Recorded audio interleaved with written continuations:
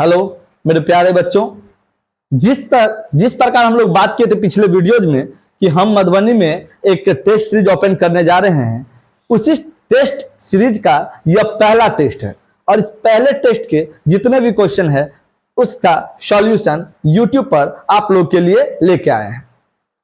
और यह निरंतर प्रत्येक संडे को मधुबनी में गांधी चौक पे योद्धा क्लासेज में प्रत्येक रविवार को टेस्ट होगा, जिसमें आप सभी बच्चे आमंत्रित हैं। ओपन टेस्ट है ये। तो चलिए हम लोग ये स्पीड टेस्ट का पहला टेस्ट करने जा रहे हैं। देखिए, कह रहा है कि ए तथा बी किसी कार्य को 20 तथा 40 दिन में पूरा करता है। ए किसी कार्य को 20 दिन में और बी उसी काम को 40 दिन में पूरा करता है। कह रहा है वे एकांतर रूप से काम करना शुरू करते हैं, यानी अल्टरनेटिव डेज पे एक दिन ए करेगा तो दूसरा दिन बी, फिर ए करेगा बी, ए बी, ऐसे करके काम करेगा। जिसमें काम की शुरुआत बी करता है, यानी पहला दिन बी करेगा, अगला दिन ए करेगा, बी ए ऐसे करके करेगा। तो कह रहा है कार्य कितने दिन में पूरा होंगे। चलिए इसका बेस्ट टेक्निक बता रहे हैं कैसे बनाएंगे। तो सबसे पहले दिनों का हम लोग एलसीएम करेंगे जो टोटल वर्क होता है। तो देखिए, ए किसी काम को 20 दिन में और बी उसी काम को कितना दिन में कर रहा है, 40 दिन में। तो 20 और 40 का एलसीएम क्या हो जाएगा, 40। ये हो गया आपका टोटल वर्क। अब देखिए, ध्यान दीजिए, अब हम यहां से निकाल लेते हैं कि ए एक दिन में कितना काम करेगा और बी एक दिन में कितना काम करेगा। तो एक को 20 दिन में 40 काम करना है तो एक दिन में 2 काम करना हो, तब 20 दूनी 40 होगा। और बी को 40 दिन में 40 काम करना है तो एक दिन में 1 काम करना हो, तो 40 से 40 होगा। अब देखिए यहाँ पे क्या कह रहा है कि वे एकांतर रूप से काम शुरू करते हैं, और पहले काम कौन करता है, बी, और उसके बाद कौन करता है, ए। ऐसे ही करके बी ए करके काम करते रहता है। कब तक, जब तक पूरा काम 40 ना हो जाए। तो देखिए, इसमें काम की शुरुआत बी करता है और उसके बाद ए करता है, और यही काम रिपीट होते जाता है। तो पहले 2 दिन के काम को देख लीजिए कि 2 दिन में बी और ए द्वारा कितने काम होगा। तो पहला दिन बी काम करेगा तो कितना काम करेगा, 1 काम, और दूसरा दिन ए काम करेगा तो कितना काम करेगा, 2 काम। दोनों मिलकर के 2 दिन में कितना काम करेगा, 3 काम। तो देखिए 3 का तो मल्टीपल 40 नहीं है टोटल वर्क, तो इसके समीप वाला मल्टीपल लेंगे जो 3 से कटता हो। तो देखिए 39 लेते हैं, और यह कितना गुना है, 13 गुना है। तो दिन भी 13 गुना होगा। तो 13 दूनी 26। 26 दिन में 39 काम हो गया है। अब 1 काम बचा है, और काम की शुरुआत हमेशा कौन करता है, बी, और बी एक दिन में 1 काम कर रहा है। तो ये कितने दिन में कंप्लीट होगा, 1 दिन में। तो 26 दिन में 39 काम हुआ था और 1 दिन में 1 काम हुआ है। तो टोटल कितना दिन हो गया, 27 दिन। यही आपका क्या हो गया, आंसर। अगला क्वेश्चन देखिए, दूसरे नंबर कह रहा है कि 13, 23 और 871 का चतुर्थ अनुपात क्या होगा। तो देखिए 13:23 समानुपात 871 अनुपात x। चौथा अनुपात निकालना जिसको हम क्या मान लिए, x। ध्यान दीजिए 13:23 को हम लिख सकते हैं 13/23, और समानुपात का मतलब होता है बराबर। 871 अनुपात x को लिख सकते हैं 871/x। अब क्रॉस गुना कर देंगे, 13 को x से गुना करेंगे तो हो जाएगा 13 गुने x, और 23 को 871 से गुना करेंगे तो हो जाएगा 23 गुने 871। यहां से देखिए 13 से आपको 871 को काटिए, ठीक है। तो 13 छक्के 78 और 13 सत्ते 91, यानी x बराबर 23 गुने 67, यानी 1541। यही आपका आंसर हो गया। चलिए अगला क्वेश्चन, यानी 3 नंबर क्वेश्चन देखने जा रहे हैं।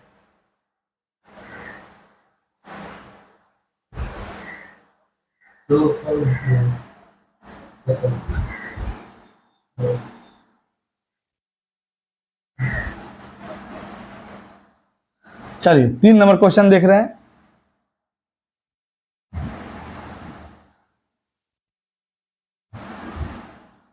चलिए देखिए, तो 3 नंबर क्वेश्चन,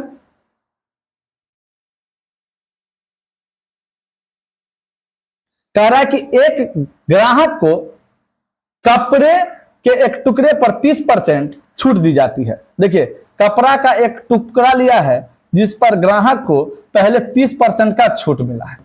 छूट मिला यानी माइनस। अब इससे ग्राहक को संतुष्टि नहीं मिला है, तो वो क्या किया है, अधिक जोर दिया है दुकानदार पे कि और छूट कीजिए। तो 10% का अतिरिक्त छूट देता है, तो 10% का और छूट किया है। तो कह रहा है कि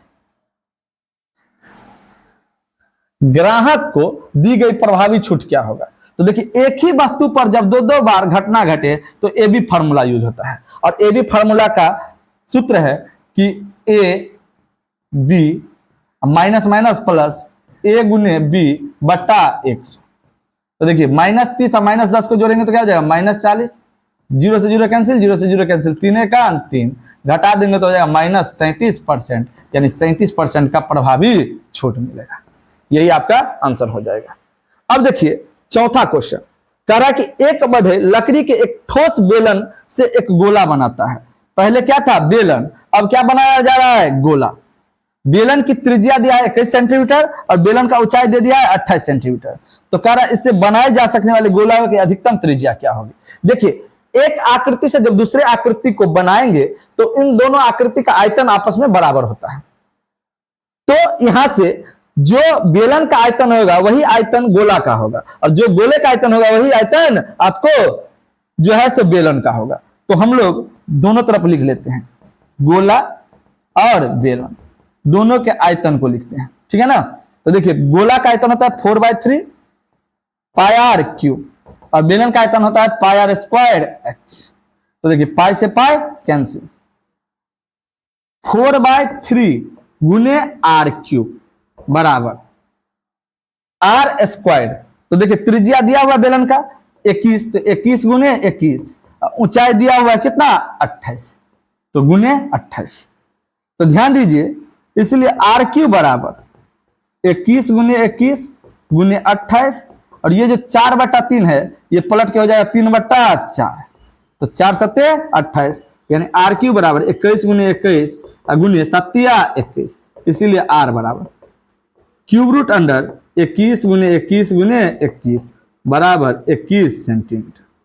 यही आपका आंसर हो गया किसका, तो गोले की अधिकतम त्रिज्या 21 सेंटीमीटर होगी। चलिए अगले क्वेश्चन की ओर हम लोग बढ़ रहे हैं, ध्यान दीजिएगा।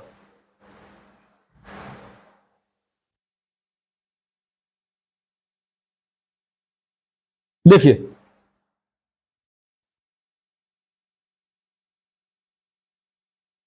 तो तरह की उस बेलन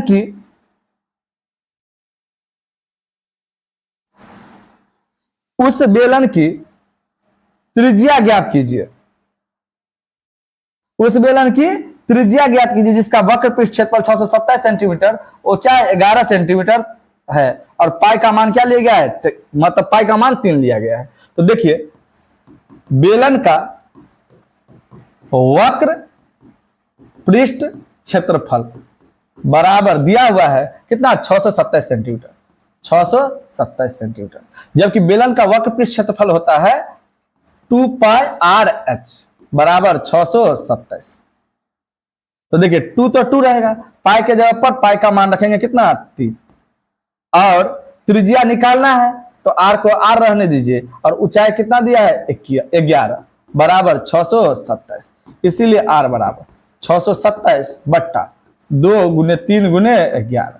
तो काटेंगे इसको, देखिए 11 × 25 = 55, 11 × 7 = 77, 3 से काटेंगे 19 × 3 = 57, यानी 19/2 यानी 9.5 सेंटीमीटर, 9.5। यही आपका आंसर हो गया। चलिए 6 नंबर क्वेश्चन पे चलते हैं। देखिए 6 नंबर क्वेश्चन में कह रहा है कि शांत जल में नाव की चाल 15 सेंटीमीटर प्रति सेकंड है और धारा की गति 10 मीटर प्रति सेकंड है। तो अनुप्रवाह 200 मीटर जाने और 100 मीटर उधर प्रवाह आने में कितना समय लगेगा। देखिए 100 मीटर धारा के विपरीत जाएगा और 200 मीटर धारा के साथ आएगा और जाने आने में कुल कितना समय लगेगा ये पूछा है। तो ध्यान दीजिए एक नाव का वास्तविक चाल दे दिया कितना 15 मीटर प्रति सेकंड, जबकि धारा का चाल कितना है 10 मीटर प्रति सेकंड। तो जब धारा के साथ जाएगा तो वास्तविक चाल में धारा का चाल जुटेगा और धारा के विपरीत जाएगा तो वास्तविक चाल में से धारा का चाल घटेगा। तो देखिए धारा के साथ जाने पर 15 में 10 जुटेगा तो क्या हो जाएगा 25 मीटर प्रति सेकंड और धारा के विपरीत जाएगा तो 15 में से 10 घटेगा तो कितना हो जाएगा 5 मीटर पर सेकंड। अब इसको कट कर दीजिए तो देखिए 20 × 5 = 100 और 25 × 8 = 200, 20 × 8 = 28 सेकंड। ये आपका आंसर हो गया। ध्यान दीजिएगा कह रहा है कि 200 मीटर लंबी रेलगाड़ी बिजली के एक खंभे को 10 सेकंड में पार करती है। तो बिजली का जो खंभा होता है ये नेग्लिजिबल डिस्टेंस वाली वस्तु होती है। तो बिजली के खंभे को पार करने का मतलब हुआ अपने आप को पार करना। तो अपने आप को पार करने का मतलब कितना दूरी तय करना, 200 मीटर, यानी जितनी उसकी लंबाई उतना ही दूरी, और 200 मीटर की दूरी तय करने में उसे कितना लग रहा है, 10 सेकंड का समय लग रहा है। तो यहां से चाल निकाल लीजिए, चाल बराबर दूरी बटा समय। ट्रेन की लंबाई ही दूरी है, तो ट्रेन की लंबाई कितनी है, 200 मीटर, और उसको कितना देर में पार किया है, 10 सेकंड में, ये आपका समय है। कट कर दीजिए तो क्या हो जाएगा, 20 मीटर प्रति सेकंड। अब आगे कह रहा है कि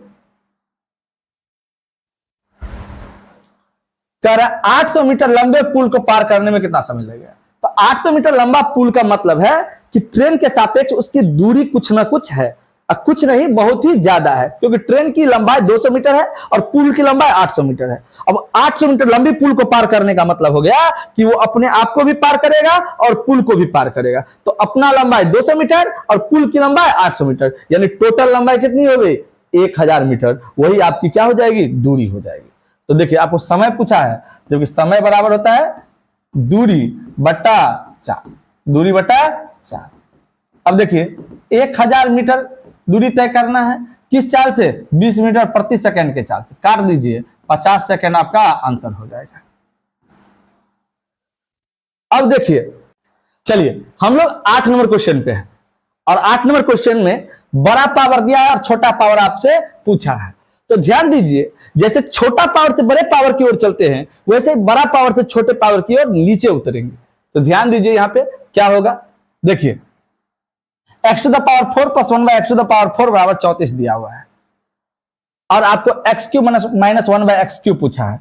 तो जैसे x का पावर 4 प्लस 1 बाय x का पावर 4 कब निकलता है, जब x square plus 1 by x square दिया रहता है। तो जब ये दिया रहता है तो वो निकलता है, तो वो दिया है तो ये भी निकलेगा। इसको निकालने का तरीका क्या है वो देखिए, ध्यान दीजिए। जब बड़ा पावर दिया है छोटा पावर पूछा है, तो देखिए दोनों के बीच का साइन सेम है कि डिफरेंट। तो यहाँ पे भी प्लस है, यहाँ पे भी प्लस है, तो साइन सेम है। तो दिए गए मान में 2 जोड़ का रूट चढ़ाएंगे। 34 में 2 रूट जोड़ दिया, रूट चढ़ा दिए। 34 तो क्या हो गया, 36, और 36 का वर्गमूल क्या हो गया, 6। ये x square plus 1 by x square का मान आ गया। अब यहां से हम x प्लस 1 बाय x भी निकाल सकते हैं और x माइनस 1 बाय x भी निकाल सकते हैं। तो जो निकालना है आपके आंसर के लिए x cube minus 1 by x cube, इसके लिए x माइनस 1 बाय x का जरूरत है, और x माइनस 1 बाय x निकालना है। तो हमको ऊपर देखिए x square plus 1 by x square बराबर 6 दिया है, और x माइनस 1 बाय x निकालना है। तो यहाँ पे दोनों का साइन क्या है, डिफरेंट। जब साइन अलग हो तो 2 घटा के रूट चढ़ाइए। तो 6 में से 2 घटा के रूट चढ़ाएंगे, तो 6 में से 2 गया 4, और 4 का वर्गमूल क्या हो गया, 2। अब x माइनस 1 बाय x पता है, और x cube plus minus 1 by x cube पूछा है, जिसका फॉर्मूला होता है a क्यूब प्लस 3a, और ये आपका ये निकला है, ये आपके लिए a है। क्या है, a। तो a के जगह पे 2 बैठाइए, तो 2 का क्यूब प्लस 3 गुने 2, 2 का क्यूब 8 प्लस 3 दूनी 6, 8 6 14। ये आपका आंसर हो गया। चलिए अगले क्वेश्चन पे चलते हैं। देखिए a plus B plus C बराबर 0 दिया है, 1 by A B plus 1 by B C plus 1 by C A पूछा है। तो ये भिन्न का जोड़ है ना, तो भिन्न के जोड़ में हम लोग सबसे पहले एलसीएम करेंगे। किसका, हरों का। ए बी बी सी और सी ए का एलसीएम लेंगे तो हो जाएगा A B C. A B से ए बी मैच करेगा तो सी भी 1 से गुना होगा तो क्या हो जाएगा, सी। बी सी से बी सी मैच करेगा तो ए से 1 में गुना होगा तो क्या हो जाएगा, ए। और सी ए से सी ए मैच करेगा तो बी में 1 से गुना होगा तो क्या हो जाएगा, बी। उसको अरेंज करके लिख लीजिए। ऊपर में भी ए प्लस बी प्लस सी बटा ए बी सी है, जबकि आपके क्वेश्चन में दिया है ए प्लस बी प्लस सी बराबर 0। तो 0 बट्टा ए बी सी, 0 में कोई भी चीज से भागा देंगे तो क्या हो जाएगा, 0। आपका आंसर क्या हो गया, 0। अब देखिए यहाँ पे cos अल्फा बराबर 5/13 दिया हुआ है, और tan square alpha plus sec square alpha का मान पूछा है। तो सबसे पहले देखिए tan स्क्वायर अल्फा को सेक के फॉर्म में तोड़ लेते हैं। तो ये क्या हो जाएगा, sec square alpha minus 1 formula से, अब प्लस सेक स्क्वायर अल्फा।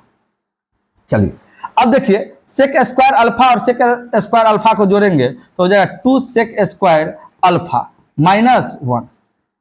तो ध्यान दीजिए 2 into sec square alpha, cos alpha का उल्टा, तो 5/13 का उल्टा करेंगे तो क्या हो जाएगा, 13/5 का स्क्वायर माइनस 1। तो 2 गुने 13 का स्क्वायर 169, अब बट्टा 5 का स्क्वायर 25 माइनस 1। अब देखिए यहाँ पे 2 से 169 में गुना होगा तो हो जाएगा आपको 338, अब बट्टा 25 माइनस 1। एक के नीचे कुछ नहीं तो एक और 25 कैल्शियम 25, 25 से 25 तो 338 से 338, और एक कान को 25 और पढ़ेंगे तो 25 से 25, ये हो जाएगा आपका 313/25, यही आपका क्या हो गया आंसर हो गया। चलिए ठीक है, 10 क्वेश्चंस इस वीडियो में है, इससे आगे का अगले वीडियोज में आपको आंसर आएगा। धन्यवाद।